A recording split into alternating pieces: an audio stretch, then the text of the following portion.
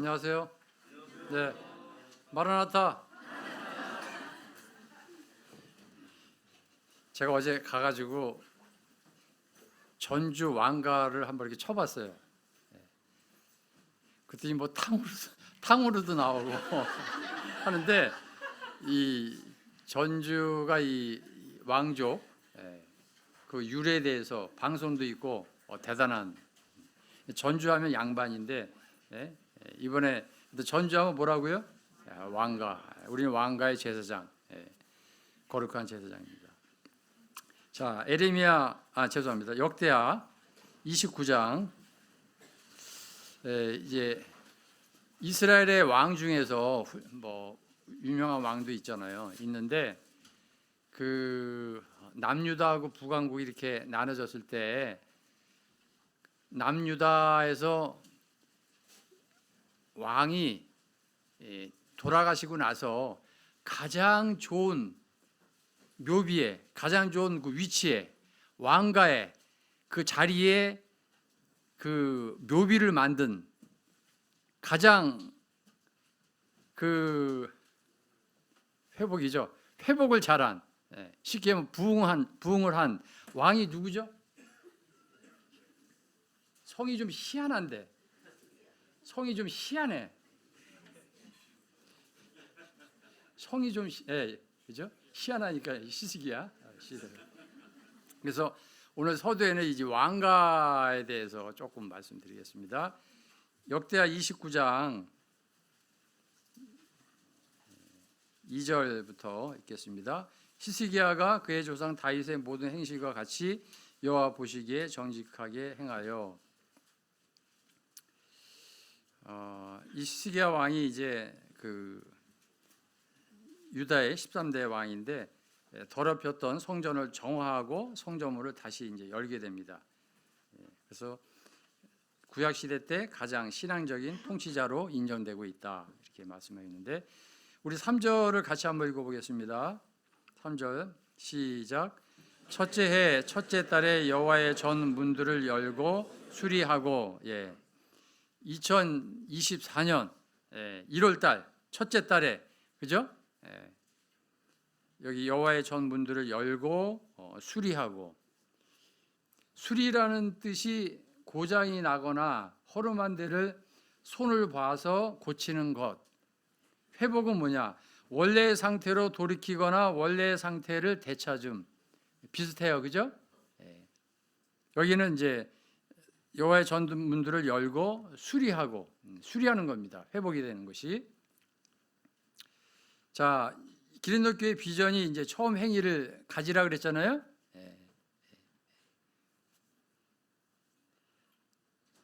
4절을 보니까 제사장들과 레위 사람들을 동쪽 광장에 모으고 오늘 이렇게 집회를 하고 있죠. 모아서 그들에게 이르되 레위 사람들아 내 말을 들으라. 어제 이제 말씀드린 대로 그 이제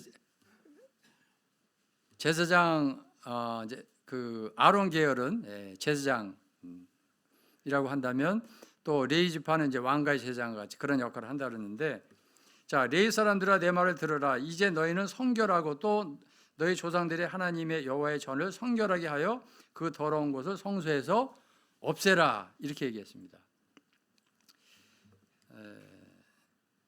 우리가 이제 그 새롭게 하려면 기존에 있는 것들을 이렇게 청소를 해야 돼요. 그죠?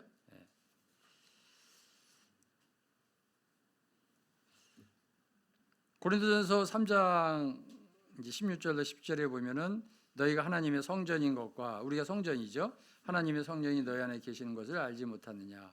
누구든지 하나님의 성전을 더럽히면 하나님이 그것을 멸하시리라. 하나님의 성전은 거룩하니 너희도 그러하리라. 또 고린도후서 6장 16절에 하나님의 성전과 우상이 어찌 일치가 되리요? 이는 살아계신 하나님의 성전이라. 이와 같이 하나님께서 이르시되 내가 그들 가운데 거하고 두루 행하여 나는 그들의 하나님이 되고 그들은 나의 백성이 되리라.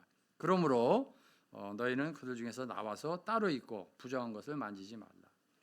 또 시편 93편 5절에 보면 거룩함이 주의 집에 합당하다. 그다음에 이제 우리가 여기 이제 전주 기린노에 있는 하나님의 교회잖아요. 그래서 사도 바울이 디모데에게 내가 지체하면 너로 하여금 하나님의 이 집 교회에서 어떻게 행하여 하기를 알게 하려 함이니 이 집은 살아계신 하나님의 교회요 진리의 기둥과 터다. 자, 29장 11절 내 아들들아 이제는 게으르지 말라. 여호와께서 이미 너희를 택하사 그 앞에 서서 수종들어 그를 섬기며 분양하게 하셨느니라. 우리가 신앙생활을 하려면은 부지런해야 돼요. 그래서 부지런하여 게으르지 말고 열심을 품고 주를 섬기라 이런 말씀이죠. 자, 시스기야가 이제 외적인 의식과 절기와 제사 또는 우상을 제거하는 일을 처리하기 전에 먼저 오늘 금방 읽었던 말씀과 같이 하나님이 전 안에서 이 성결과 또 거룩한 직무를 맡은 이 제사장과 레인의 직무를 이제 회복시키는 그런 일들을 하게 됩니다. 그래서 하나님의 위엄과 중심됨의 자리가 우리가 이제 회복되고 또 하나님의 이 전이 개방돼서 이제 문을 열었다 그랬죠. 사용되고 이 교회가 그분의 제사장들이 제사와 분향으로 그분을 섬겨야 합니다. 만일 우리가 이 기린도 교회의 주제인 이 참된 회복을 경험하려면 이제 모든 하나님의 말씀들을 교훈으로 삼아야 되는데 하나님은 예배에 있어서 버금이 아니고 으뜸입니다. 으뜸과 또 중심, 우리 가운데 이러한 중심됨의 자리를 차지하셔야 됩니다. 그래서 참된 회복에서는 그분의 백성의 예배의 대상 되시는 하나님의 위치가 가장 우선시 되어야 됩니다. 그것이 이제 말씀드린 대로 주의 만찬이죠. 또 성경에서 예배는 그분의 아들에 대해서 말해주는 것인데 그분을 만족시키고 그분에게서 기쁨을 드릴 수 있는 것을 하나님께 우리가 가져오는 것이죠. 그래서 모든 성도가 이 예배 시간에 마음이 그리스도로 충만하고 또 모두의 우리의 영혼이 성령의 능력과 감화 아래 있다면 하나님이 감동을 받으실 것이죠. 그래서 우리는 말씀 집회에서 성도 집회에서 하나님의 말씀을 이제 먹지만 예배 시간에는 그분께 드리는 거죠.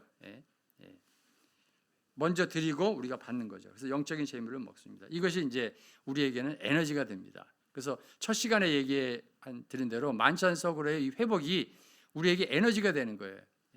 일주일의 상가를 살다가 피곤하고 지치고 좀 쉬고 싶지만 주일날 모여서 주일 만찬을 통해서 하나님으로부터 우리가 받은 것을 다시 드릴 때 하나님으로부터 다시 그 에너지를 받아서 일주일에 이 바다와 같은 광야 생활에서 또 승리하는 그러한 삶을 사는 것이죠.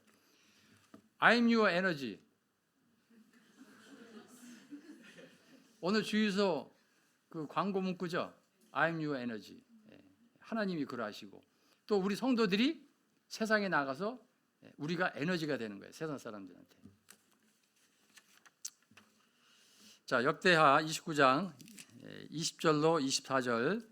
자, 시스기야 왕이 일찍 일어나 성읍의 귀인들을 모아 여호와의 전에 올라가서 일찍 일어나. 여기 기린도 교회 보니까 일꾼들이 뭐 9시부터 예배 드리나요? 네?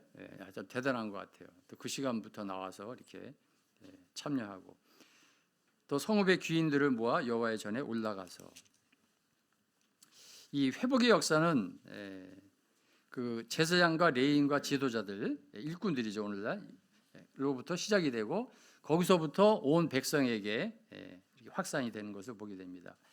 24절에 보면 제사장들이 잡아 그 피를 속죄제로 삼아 제단에 드려 온 이스라엘을 위하여 속죄하니 이는 왕이 명령하여 온 이스라엘을 위하여 번제와 속죄제를 드리게 하셨습니다. 속죄가 이루어지는 동안에 이제 왕과 백성이 짐승의 머리에 이제 손을 얹어놓고 이것은 이제 제물과 완전히 이제 하나가 됐다는 것, 동일시됐다는 것, 또 죄가 전가됐다는 것. 그래서 제물이 그들의 죄를 속하는데 충분했음을 인정하는 것을 보여주는 거죠. 그래서 이때야 이제 비로소 이제 참된 예배에 이런 번제가 드려집니다. 그래서 이 예배가 연락되기 전에 반드시 먼저 죄가 처리돼야 되는데 오늘날 이 하나님의 전 교회에서는 그 주님 앞에 우리가 예배를 드릴 때 현지인들이 예배를 드리면서 제가 그 삶 가운데 개인의 이제 그런 것들이 좀 있으신데 하여튼 주님으로부터 받은 구원에 대해서 감동하시고 그 젖은 마음 또 상하고 통회하는 심령으로 주님 앞에 나오는 것, 겸비한 마음 참 중요하죠. 또 하나는 이제 그럴지라도 주님께서 그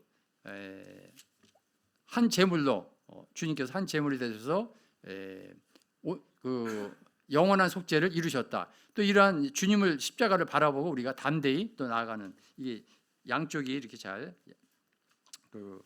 조화가 이루는 것을 보게 됩니다.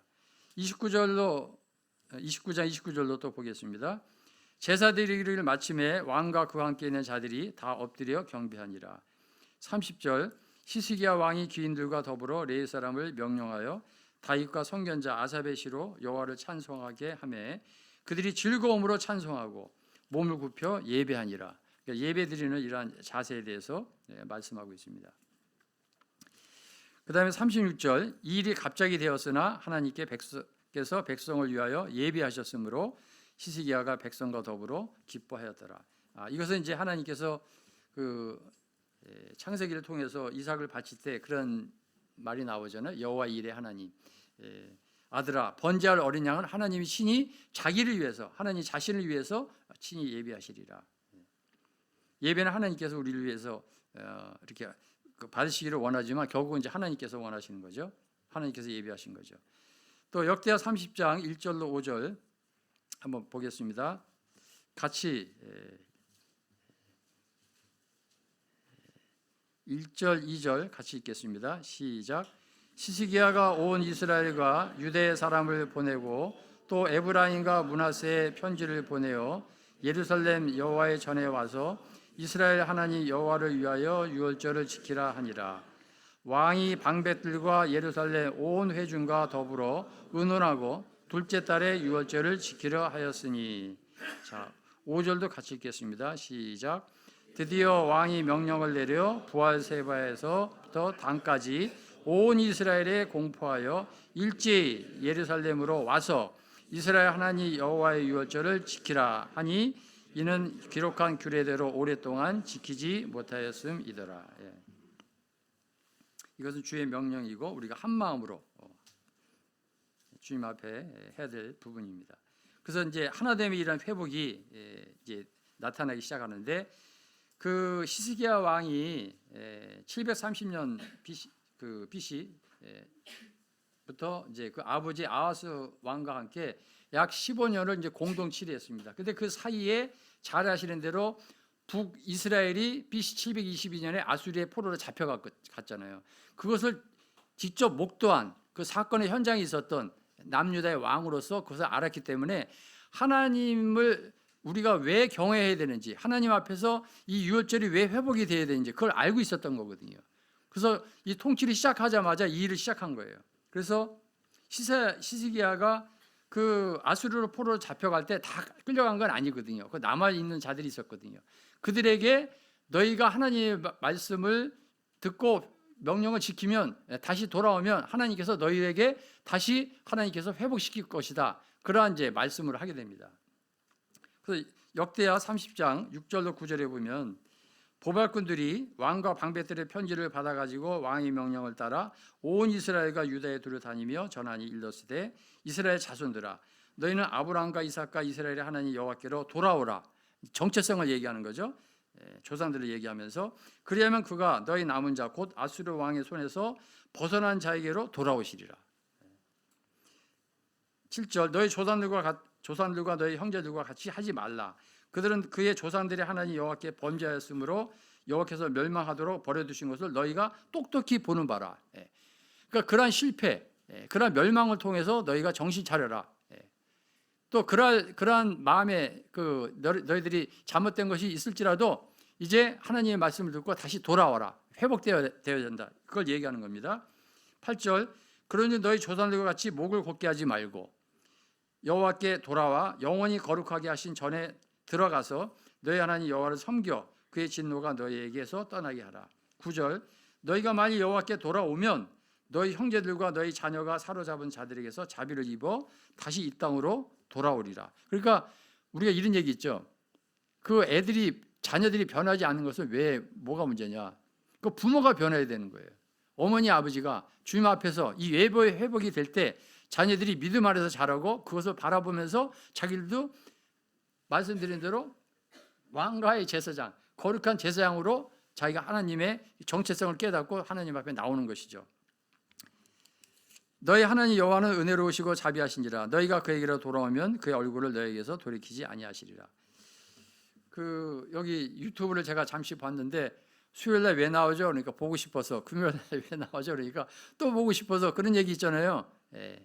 우리가 이 얼굴이라는 것은, 하나님의 얼굴이라는 것은 하나님의 임재와 하나님의 영광입니다.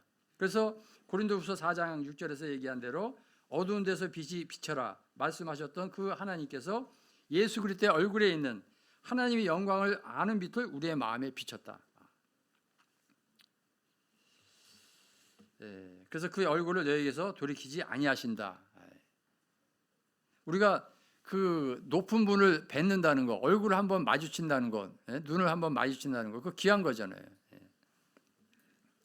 그래서 11절에 보면 그러나 아셀과 므낫세와 스불론 중에서 몇 사람이 스스로 겸손한 마음으로 예루살렘에 이르렀고, 성도 집회는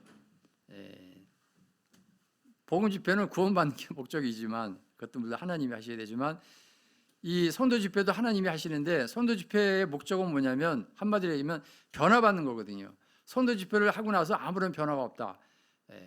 그건 그냥 허선세월한 거죠. 근데 여기 말씀이 보면 몇 사람이 스스로 겸손한 마음으로 예루살렘에 이르렀고, 그러니까 이 전주 기린노 모임에서 예를 들면 성도 집회를 통해서 몇 사람이라도 변화가 된다면 그 몇 사람을 통해서, 남은 자들을 통해서, 작은 자들을 통해서 교회가 변화를 받는 것입니다. 12절 하나님의 손이 또한 유다 사람들을 감동시키사 그들에게 왕과 방백들이 여호와의 말씀대로 전한 명령을 한 마음으로 준행하게 했더라. 이 하나님의 말씀을 하나가 돼서 한 마음으로 일치가 돼서 이것을 준행하게 하셨다.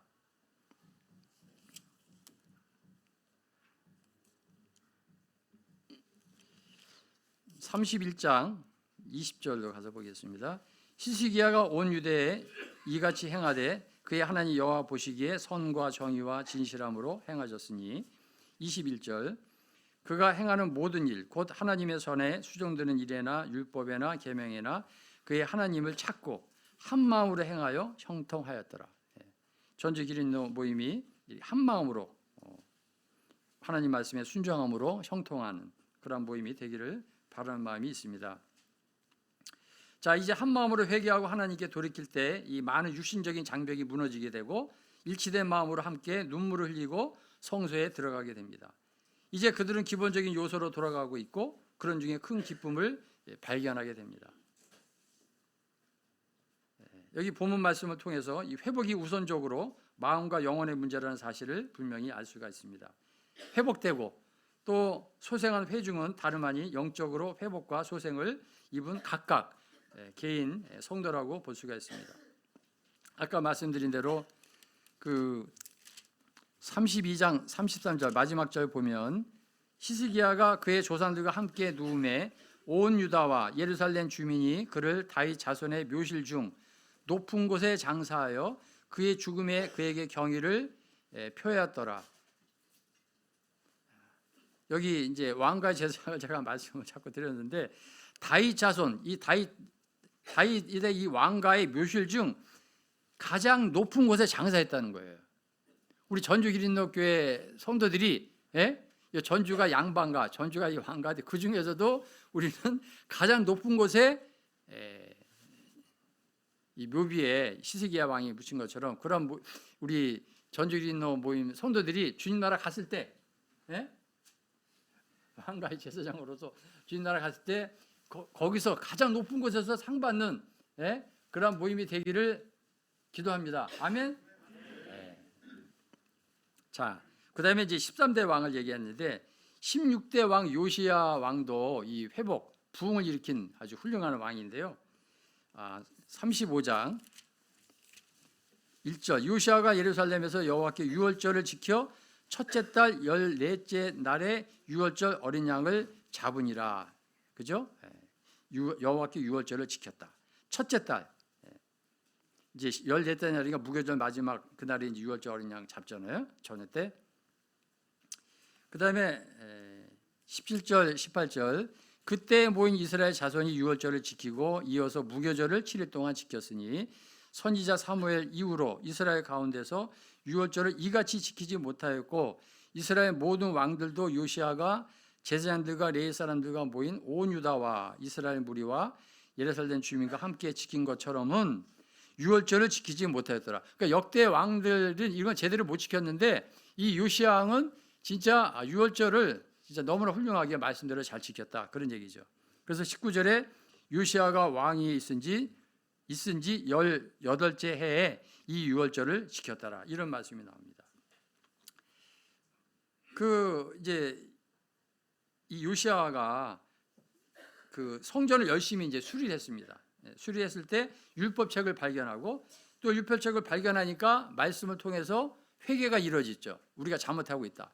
아까 그 성전을 깨끗이 수리해야 된다 그랬는데, 내 안에 성전은 우리가 성전이잖아요. 내가 잘못된 것, 더러운 것, 하나님께서 원치 않는 것, 그것을 우리가 깨끗이 수리하는 것처럼 그렇게 됐을 때 말씀이 이제 회복이 되는 거죠. 그리고 말씀이 회복이 되니까 유월절을 지킬 수밖에 없는 거죠. 그리고 유월절을 지킨다는 것은 곧 오늘날 우리가 섬기는 이 예배, 주의 만찬이 이제 회복이 되는 거예요. 그래서 이 요시아도 시스기야 왕처럼 돌아가셨을 때 그 에레미야가 너무나 이 요시아 왕이 그 유월절을 말씀대로 순종했잖아요. 너무나 참 안타까워가지고 그 슬픔의 노래를 지은 것이 이제 에레미야 애가라는 거예요.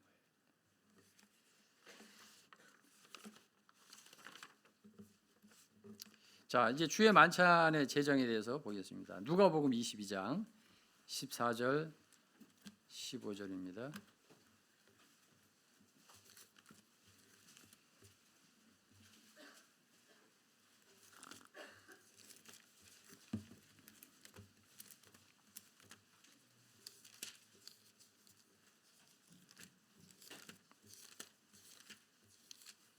(14절) (15절) 같이 읽겠습니다. 시작. 때가 이름에 예수께서 사도들과 함께 앉으사 이르시되 내가 고난을 받기 전에 너희와 함께 이 유월절 먹기를 원하고 원했다. 원하고 원했다. 간절히 바랬다 이거죠. 이미 주님은 모세를 통해서 이스라엘 백성들에게 출애굽기 12장에 보면 이제 유월절 알죠? 출애굽 10가지 재앙의 마지막 넘어간다. 기린교회 여기 학생들 유월절이 5월절 다음이 유월절이죠? 자, 그래서 수천 년 전에 이미 주님은 유월절을 염두에 두셨습니다. 그래서 구약 성경에 여호와가 바로 신약 성경의 예수님입니다. 그래서 유월절이 시작된 이래로 희생제물로 드려진 드려질 때 많은 양들이 짐승들이 죽었잖아요. 근데 바로 주 예수님께서 우리 죄를 위한 희생제물로 어린 양으로서 그분 자신을 특별히 하나님께 드린 그러한 특별한 밤입니다. 실로 이날은 구약 성경의 모든 모형들이 성취되어지는 밤중의 밤입니다. 방금 읽었던 이제 누가복음 22장이죠. 유월절 먹기를 원하고 원했다. 그 저녁 때 그날 이제 구약의 율법 시대에서 신약의 기쁜 시대로 넘어가고 있는 것입니다. 그날 기념된 유월절로 인해서 모든 유월절 제사가 이제 종지부를 찍게 됩니다. 방금 읽었던 고린도전서 5장 7절 죄송합니다. 고린도전서 5장 7절 같이 읽겠습니다. 잘 아시는 말씀이지만 고린도전서 5장 7절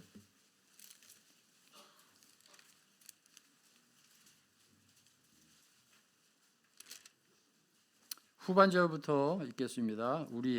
시작. 우리의 유월절 양 그리스도께서 희생되셨느니라. 이게 중요한 말씀인데, 이제 옛 언약은 우리 주 예수 그리스도의 죽으심과 부활에 의해서 서명이 되고 또 봉인되고 또 확증이 될 이 새 언약에게 자리를 넘겨주게 되었던 것입니다. 그래서 유월절 날 밤 유언한 구원의 길은 오직 어린 양 우리 주님께서 죽음을 당하는 것뿐이었습니다. 그래서 우리의 유월절 양 그리스도께서 희생이 되셨느니라. 이게 이제 터닝 포인트가 된 거죠. 자, 그래서 우리가 드리는 이 주의 만찬은 유월절 만찬 후에 제정이 되었는데, 그러므로 이제 만찬은 유월절과 관련은 되어 있습니다. 그러나 연관은 되어 있지만 전적으로 그것과는 별개라는 것이에요. 연관은 되어 있지만 전적으로 그와 별개다. 그래서 7가지에 대해서 연관되어 있지만 별개라는 것을 차이에 대해서 말씀을 드리겠습니다. 첫 번째, 이 유월절은 하나님에 의해서 인정된 마지막 유월절이었습니다. 그리고 이 마지막 유월절은 율법 시대의 끝을 암시했습니다. 그런데 주의 만찬은 새 예식의 첫 기념이었습니다. 그리고 그것은 은혜 시대의 시작을 표시하고 있습니다. 두 번째, 이 유월절은 이스라엘이 애굽에서 속박에서 구속된 놀라운 역사적 사건에 대한 기념 예식이지만 주의 만찬은 하나님의 독생자가 온 인류를 죄 가운데서 구속하기 위해 십자가에서 죽으심을 기념하는 것입니다. 자, 세 번째, 이 유월절은 이스라엘 민족을 위해 특별히 고안된, 그러니까 이스라엘 백성들은 우리나라 대한민국에서는 그 광복절을 잊지 못하듯이 유월절을 잊을 수 없잖아요. 그러한 절기지만 주의 만찬은 어떤 민족, 혈통, 방언, 종족이든지 상관없이 주님의 은혜로 구원받은 모든 그리스도인들을 위해서 특별히 고안된 기념 예식입니다.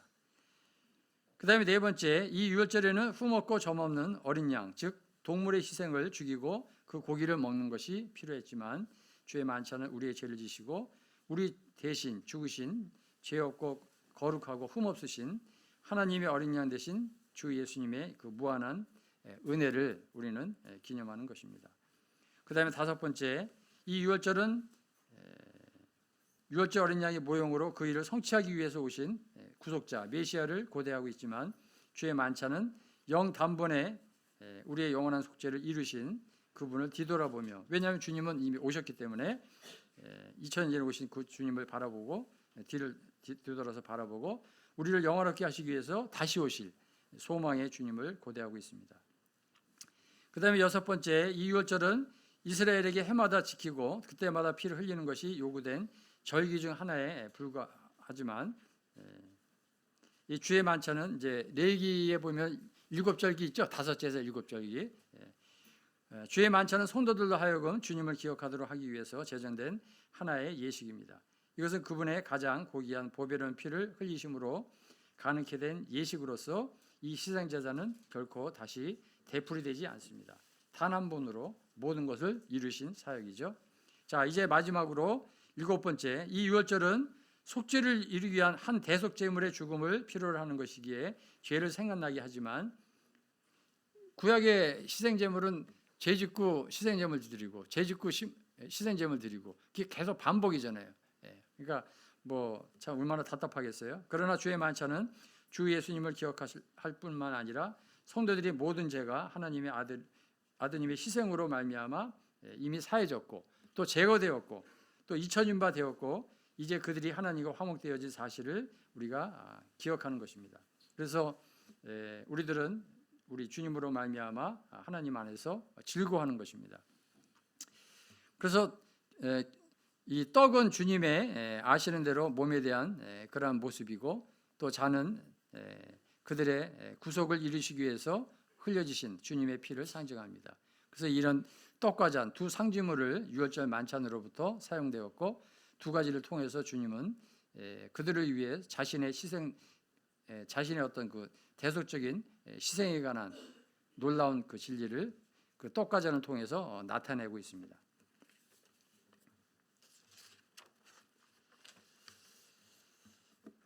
자, 그 주의 만찬이라는 것은 최상의 선언이다 이런 말을 하고 있는데 그 고린도전서 7장 32절을 한번 살펴보겠습니다.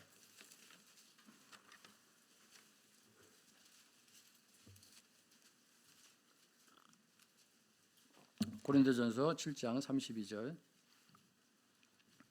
후반절부터 읽겠습니다. 주의 일을 시작. 주의 일을 염려하여 어찌하여야 주를 기쁘시게 할까 하되, 우리 그리스도인들은 뭐 자나깨나 어떻게 하면 주를 기쁘시게 할까 하는데 이게 나의 일이 아니고 주의 일입니다. 주의 일. 그래서 이거를 이제 다른 성경에 보면 주께 속한 일들 이렇게 되어 있습니다. 이 킹제임스 성경에 보면 주의 일을 주께 속한 일들. 이거를 염려하여 어떻게 주를 기쁘시게 할까? 물론 지역교회 일꾼들, 장로님들은 뭐 24시간 자나 깨나 잠을 자나 꿈을 꾸나 교회를 위해서, 성도를 위해서 어떻게 하면 주께 속한 일들을 통해서 주님을 기쁘시게 할까? 항상 거기에 몰두하고 있잖아요. 우리 모든 성도들도 마찬가지죠. 근데 그 고린도전서에 보면은 7가지 주께 속한 일들이 있습니다. 첫 번째 주의 이름. 고린도전서 1장 1절에 나와 있고, 그다음에 두 번째 주의 상. 세 번째 주의 죽으심. 그다음에 네 번째 주의 명령. 다섯 번째 주의 일. 고린도전서 15장 58절에 나오죠. 그다음에 여섯 번째 주의 오심. 그다음에 일곱 번째 주제가 되는 주의 만찬이 나옵니다. 그래서 주께 속한 일들이 세상의 일들보다 버금이 돼야 되겠습니까? 으뜸이 돼야 되겠습니까? 으뜸이 돼야 돼요. 버금은요, 그 한자를 보면은 그 버금 아자를 보면요, 그 마흔심자의 위에 이제 그게 있는데, 그것은 첫째가 아닌 두 번째 거는 선이 아니고 악이라는 거거든요. 한자를 보면요.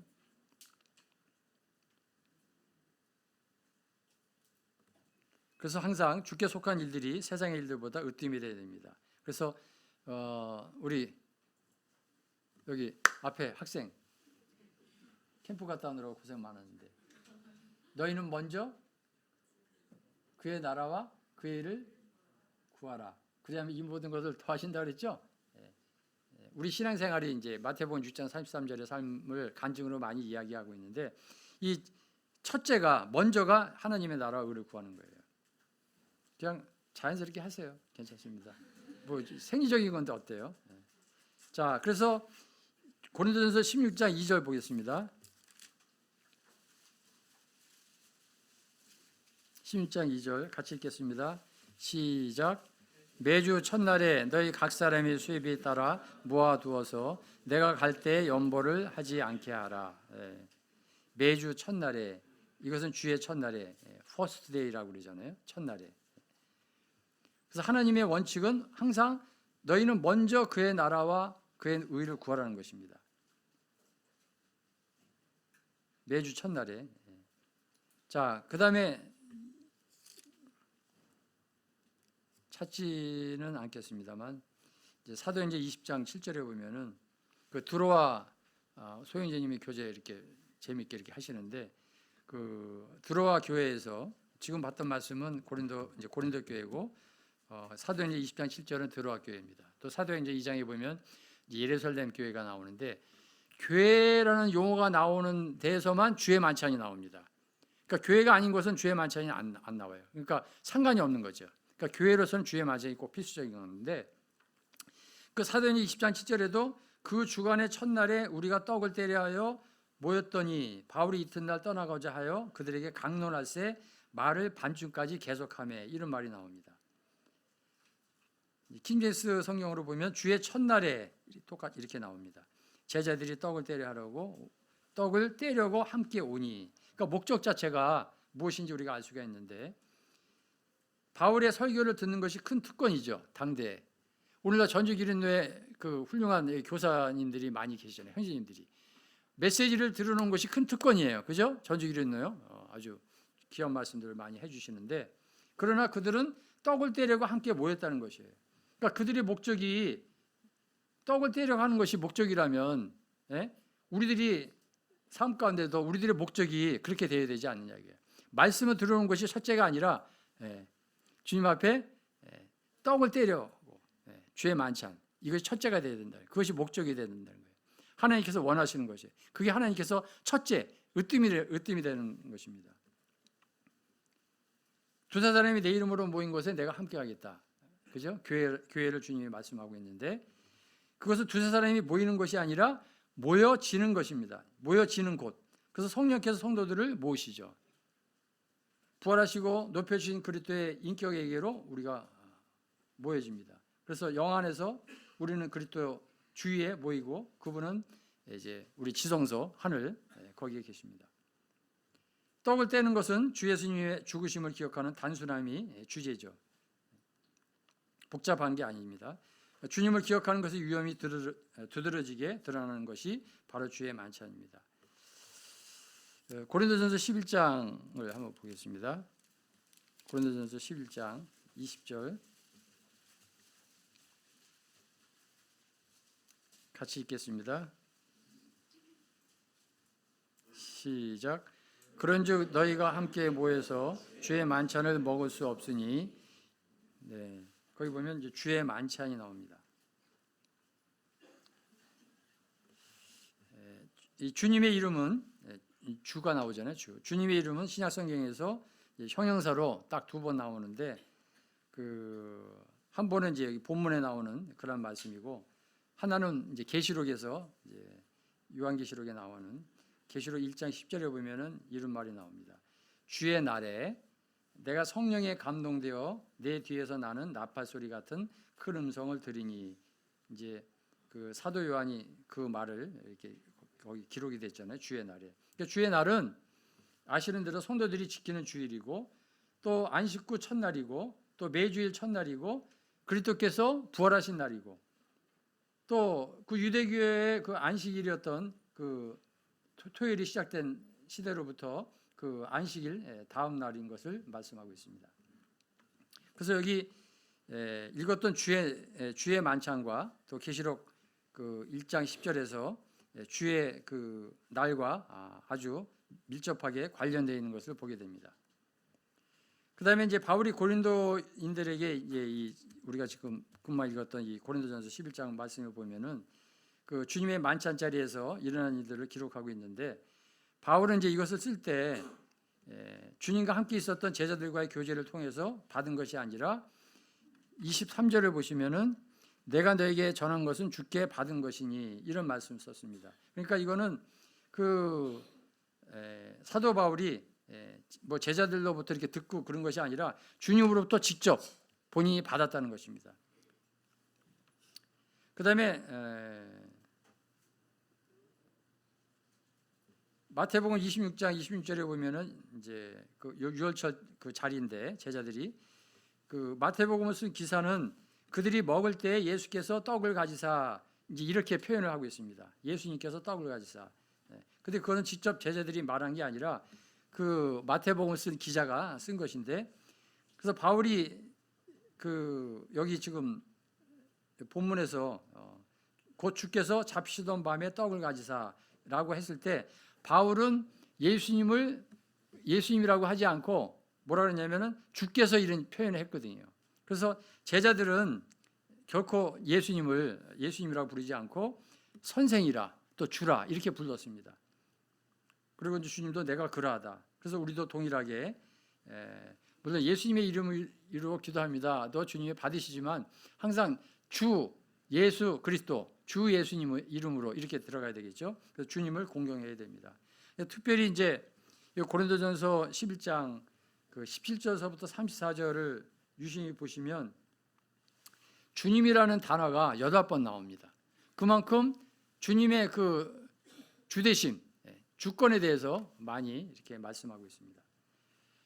그 다음에 이제 성경에서 이 만찬을 제정한 목적을 3가지로 말씀하고 있는데, 첫째로 주님은 나를 기억하여 이것을 행하라고 말씀하고 있습니다. 그래서 주님의 어떤 하신 사역, 또 주님의 그 복된 인격, 또 주님의 그 모든 것, 그런 것들을 기억하라고 말씀하고 있고, 2번째 선포는 너희가 주의 죽으심을 그분께서 오실 때까지 선포하라, 전하라 하는 거죠. 전하라. 그러니까 첫째는 기억하는 것이고, 2번째는 선포하는 것이고, 그래서 이 선포하는 것은 우리 주님의 죽으심 안에 포함되어 있는 모든 하나님의 사랑, 주님의 사랑과 또 주님의 고난과 주님께서 우리에게 주신 이 복들에 대해서 다 포함되어 있는 거죠. 그 다음에 이제 3번째로 만찬으로 표현되는 3번째 진리는 이 그리스도의 몸의 이 하나됨입니다. 그래서 이 하나됨이 10장에서는 이제 여기 11장을 보고 있는데, 10장에서는 주의 상과 관련 떡이 하나요 많은 우리가 한 몸이니 이는 우리가 다 한 떡에 참여한다. 또 11장에서도 역시 떡과 잔과도 관련되어 이제 하나 된 것을 말씀하고 있습니다. 그래서 이제 떡을 띄고 나서 또 잔도 마찬가지잖아요. 잔이 있고 떡이 있는데, 잔도 돌릴 때 하나 된 잔이 다 이렇게 성도들한테 각자 지체로서 이제 돌아가서 다시 다 이렇게 모여지잖아요. 그래서 그 하나됨. 떡도 마찬가지로 하나된 떡을 찢어서 성도들한테 나눠주고 다시 모아서 이렇게 한 상에 이렇게 다시 모여지죠. 하나됨. 그래서 이 만찬을 제정한 목적이 기억하고 선포하고 하나됨, 여기에 있는 것을 보게 됩니다.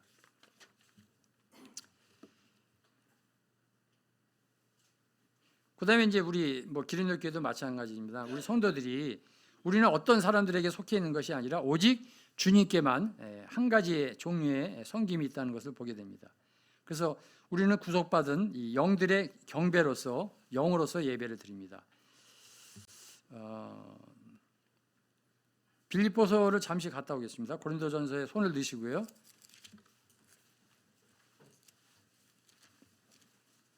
빌립보서 3장 3절입니다.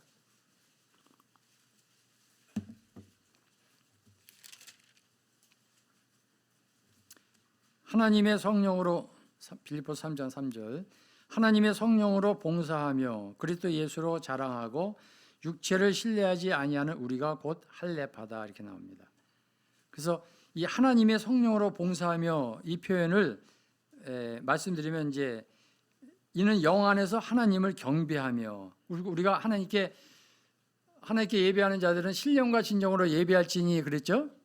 그것처럼 우리가 영으로서 우리가 영들로서 하나님께 경배드리는데 여기 빌립보서 3장 3절에서 얘기하고 있는 하나님의 성령으로 봉사하며 봉사가 예배드린 거예요. 영 안에서 하나님을 경배하며 그다음에 히브리서 9장 14절에서도 영원하신 성령으로 살아계신 하나님을 섬기게 하지 못하겠느냐. 또 로마서 12장 1절 잘하는 대로 너희가 거룩한 산 너희 몸으로 하나님이 기뻐하시는 거룩한 산 제물로 드려라. 이는 너희가 드릴 영적 예배다. 영적 예배입니다. 그래서 우리는 하나님께만 드려지고 이것이 첫 번째 일이고 이것이 우리가 구원받은 주요 목적이고 이유인 것입니다. 그래서 요한복음 4장에 나와 있는 대로 그 사마리아 여인에게 그 하나님께서는 예배하는 자들을 찾으신다 그랬잖아요. 그러니까 예수님 믿지 않는 사람들을 찾는 게 구도자들한테는 세상 사람들은 첫 번째라면 또 주님이 두 번째 찾는 것은 뭐냐면 구원받은 성도들이 예배드리는 그것을 찾는다는 거예요. 두 가지를 찾으시는 거죠. 하나님께서. 그다음에 다른 종류의 섬김이 그 더 높은 우선권을 갖는다든지 심지어 예배보다 우선한다고 생각하는 것은 착각인 것입니다. 그리고 주의 만찬은 정기적으로 모이는 이 지역 모임의 특권, 그다음에 교제에 관한 최고의 표현입니다. 그래서 고린도전서 10장 16절에 보면 아까 읽은 말씀인데 우리가 축복하는 바 축복의 자는 그리스도의 피에 참여함이 아니며 우리가 떼는 떡은 그리스도의 몸에 참여함이 아니냐. 떡이 하나요 많은 우리가 한 몸이니 이는 우리가 다 한 떡에 참여함이라. 그래서 우리가 이 떡을 떼는 것으로 영접되는 것이 아니죠. 지역 모임의 교제로 영접되는 것입니다. 그리고 이 교제는 떡을 떼는 것으로 나타내는 것입니다. 표현되는 것입니다. 자, 고린도전서 11장 다시 와서 보시면 수없이 읽었을 거예요. 다시 한번 읽어보겠습니다. 고린도전서 11장 23절부터 28절까지 한 목소리로 같이 읽어보겠습니다. 시작. 내가 너에게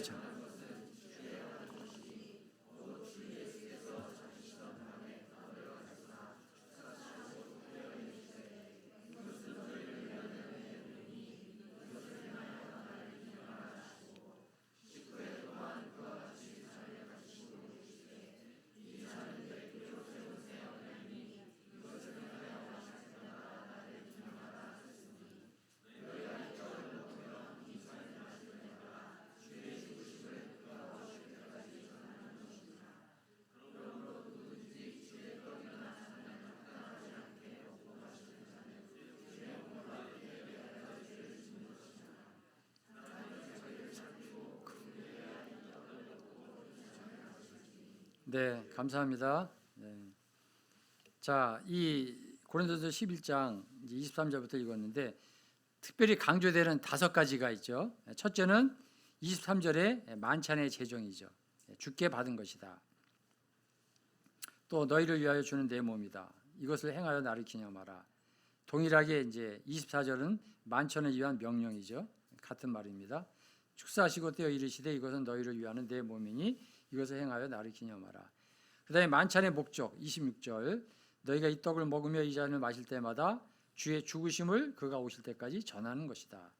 그다음에 만찬에 포함된 이제 여러 가지 교회 질서가 있죠. 18절부터 22절까지 나와 있고요. 그다음에 다섯 번째 마지막인데 만찬을 위한 살핌이 있습니다. 28절 사람이 자기를 살피고 그 후에야 이 떡을 먹고 이 잔을 마실지니. 그래서 이 주의 만찬은 엄숙하고 거룩한 책임이 있습니다. 어제 제가 많이 강조했던 말씀이 특권, 그죠? 멜기세덱의 반차를 따른 우리는 왕 같은 제사장이다. 왕족 제사장이다. 왕가의 제사장이다. 거룩한 제사장이다. 그러나 그것은 복된 특권으로서 이 땅에서 우리가 알고 있는 것 중에서 가장 우리가 하늘에 가까이 나아가는 것입니다. 그래서 선생님들한테 물어볼게요. 그 7가지 집회 가운데 전주 기린노교회에서 가장 내 마음이 상기되고 내 마음이 준비되고 내 마음이 경외가 되고 내 마음이 설레고 내 마음이 흥분이 되고 내가 긴장이 되고 그런 시간이 어떤 집회일까요? 주의 만찬이잖아요. 그죠? 주일날 우리 오전에 드렸던 예배 시간 설레이기도 하고 하나님이 계시니까 경외심을 갖게 되고 우리가 언행 심사에서 조심하게 되고 옷깃을 여미고 또 상하고 통쾌한 심령으로 주님 앞에 드려졌을 때 우리의 예배가 올라가졌을 때 예배가 충만히 올려졌을 때 성도들이 예배가 끝나고 났을 때 그 얼굴의 그 모습이 그 어떤 마음에 이런 상태가 가장 흥분되고 하여튼 그 우리가 하늘의 지성소에 계신 주님을 바라보지만 그 상태가 가장 좋은 상태잖아요. 저만 그런가요? 자, 갈릴리 여자들은 그 돌무덤을 보고 또 그분의 몸을 어떻게 두었는지 관심이 있어서 어제도 말씀드렸지만은 그 자매님들이 따라갔거든요. 그죠? 그리고 막달라 마리아 끝까지 같이 해가지고 그 기쁨의 소식, 부활의 소식을 먼저 듣고 소식을 알리러 참 달려갔잖아요. 그랬는데 그때 자매님들이 뭘 가져갔냐면은 향품과 기름을 예비하여 가져갔습니다. 왜냐하면 그들이 믿었던 분이 사실 죽었기 때문에 주님을 이제 장사 지내려고 한 거죠. 그럴진데 마땅히 우리가 죽으셨다가 부활하신 우리 그 주님을 만났잖아요. 그 주님을 만나서 첫 열매를 담는 우리 바구니 안에 또 한 움큼, 한 스푼 그 안에 주님의 그 귀한 것들을 모아서 또 그분께서 우리 주님께서 우리와 만나기를 원하는 이러한 곳에서 그분을 드리기 위해서 우리는 어떠한 자세로 주님 앞에 드려져야 되나? 우리는 더욱 힘써 준비해야 되지 않을까? 또 그런데 이제 여기 지금 본문에 나와 있습니다만 하나님의 이제 교회의 질서가 좀 어려움이 있는데 고린도인들이 그러한 샘플을 우리한테 보여주고 있잖아요. 준비되지 않은 채 만찬에 와서 주님을 욕되게 함으로 주님의 심판을 받아서 그들 가운데서 병든 자, 약한 자, 잠자는 자도 많고 이렇게 나와 있잖아요. 병든 자가 많고 잠자는 자도 적지 않다. 이 잠들다는 용어는 세상 사람들한테 쓰는 용어가 아니고 우리 성도들한테 쓰는 용어입니다. 그죠? 잠잔다는 얘기는 뭐예요? 다시 깨어난다, 부활한다. 우리가 생명의 부활도 주님을 만나잖아요. 주님 같은 모습으로, 영광스러운 몸으로, 그죠? 신령한 몸으로 우리가 변화되기 때문에. 근데 이제 그 성도들이 이제 잠든다는 이거를 심각하게 생각하지 않는다면 안 되는 것이죠. 이것은 주의 몸을 분별하지 못한 채 떡에 참여하고 잔을 마시는 것은 얼마나 엄중한 것인가. 여기서 이제 이 주의 몸을 분별치 못하고 이런 말씀이 나오는데 이 주의 몸은 우리 주님의 고난을 당하셨던 몸이고 또 그 떡이 너무나 생생하게 우리가 떡을 뗄 때, 그죠? 주님의 몸을 가리키고 있습니다. 그래서 여기 본문에 나와 있는 대로 만일 우리가 우리 자신을 판단하려 하면 판단을 받지 아니하려니와 이러한 말씀은 여전히 우리에게 유효한 말씀입니다. 그래서 우리가 자기 판단을 만찬석에 참여하게 될 때 뭐 이런 분들이 있어요. 이제 연약해가지고 자기 생각에 빠지는 거죠. 그래서 그 자기가 스스로 내가 어떻게 참 염치 없게 주님 앞에 나갈 수 있을까? 뭐 밤새도록 무엇을 했다든지 또 일주일에 삶 가운데 합당치 않은 일을 했다든지 그럴 때 출석을 안 하는 그런 경우가 있는데 그것은 잘못된 것입니다. 우리는 자신을 판단하는 이런 영으로 참여해야 한다는 것을 알아야 합니다. 또 만찬에 참여하거나 참여할 수 없다고 말할 수 있는 것은 개인의 권리가 아닙니다. 그걸 주장해서는 안 됩니다. 이것은 지역 모임의 영접이 아니라 이미 우리는 성도로서 또 전주 기린로에 있는 하나님의 교회이기 때문에 이러한 지역 모임의 지체가 된 자들이 이제 자기 판단에 그러한 문제인 것입니다. 이 고린도에 있었던 이러한 죽음에 대해서 출애굽기 이제 30장 17절로 21절에 두드러지게 그 출애굽기의 말씀과 고린도에 있는 말씀과 이제 대조가 되는데요. 출애굽기에서 아론의 자손들은 죽는 것을 면하기 위해서 성막에 들어가기 전에 물두멍에서 뭘 했죠? 손발을 씻었습니다.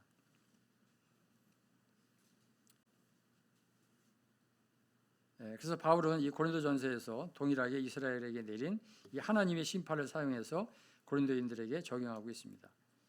그래서 몇몇 성도들이 병과 죽음을 불러온 이 죄들은 고린도전서 10장 5절로 11절로 올라가서 보면 찾을 수가 있습니다.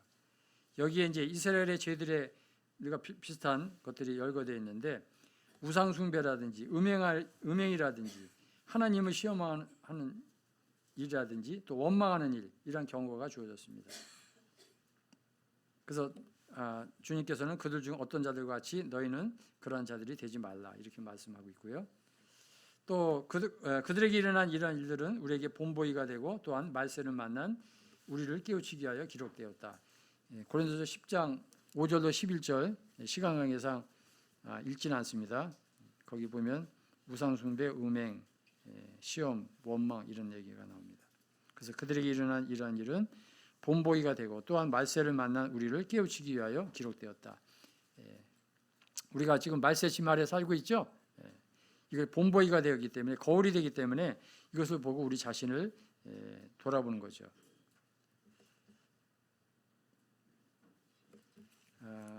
고린도전서 9장으로 가서 보시면요.